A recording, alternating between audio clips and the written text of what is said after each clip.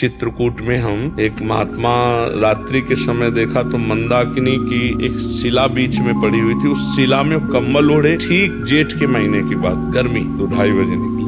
दंडोत महाराज जी, हमको आप जैसे गुरुजन समय नहीं देंगे तो हम जैसे साधुकों का क्या होगा। पीछे मुड़े, कम्बल हटाया, जैसे सूर्य उदय हो गया, तेज हो गया चेहरा, क्योंकि अखंड ब्रह्मचारी और निरंतर भजन पर आए। तो महाराज जी, पहला प्रश्न है कि आप शिला पे क्यों लेटते हैं रात्रि में? ऐसी त्रिकोण शिला है तो उनका जन समाज से बचने के लिए आप कंबल बराबर ओढ़े रहते हैं। बोले अभ्यास है, ये अभ्यास है। महाराज जी कहते हैं मंत्र को पवित्र अवस्था में ही जपना चाहिए, अपवित्र अवस्था में जपने से दोष होता है। इसमें आपका क्या विचार है? तो उनका अपवित्र दशा में जब मंत्र जपा जाता है तो काम आदि वेग प्रचंड होकर के उसको परास्त कर देते हैं, और गुरु मंत्र विमुख होकर जब मंत्रों को जपा जाता है तो वो उसे परास्त कर देते हैं। इसलिए गुरु प्रदत्त हो और पवित्र अवस्था में ही मंत्र जपा जाए, उठते बैठते चलते फिरते नाम जप कर लेना चाहिए। महाराज जी, एक प्रश्न और रह गया कि आप प्रसाद कहाँ पाते हैं? बोले बस एक बार चित्रकूट की गलियों में घूमता हूँ, न मांगता हूँ न कुछ, अगर किसी ने दे दिया तो पा लिया, नहीं फिरा के शिला पे ऐसे बहुत दिन भजन पर आए। अब उन महापुरुषों को ब्रह्म ज्ञान प्राप्त करने में कोई कठिनता थोड़ी है, तो ब्रह्म स्वरूप ही हो जाते हैं।